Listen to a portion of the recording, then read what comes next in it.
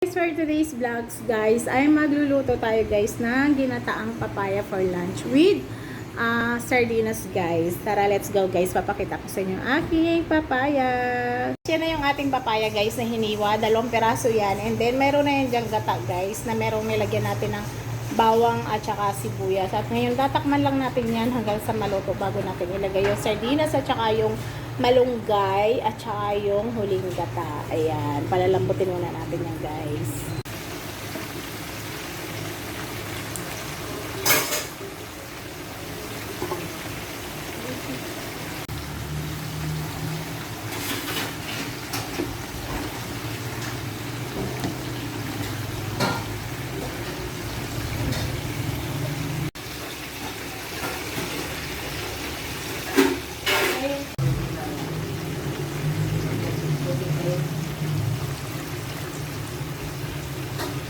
Okay na malunggay grid.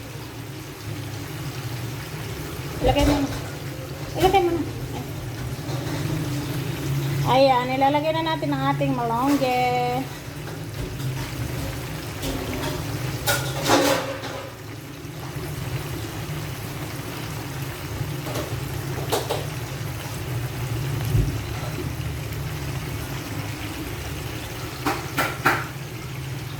Hi guys, ito na ang finished product ng aking ginataang papaya with sardinas in malunggay for lunch guys. I-try nyo yan guys, napakasarap ng sardinas with papaya and malunggay. Ayan.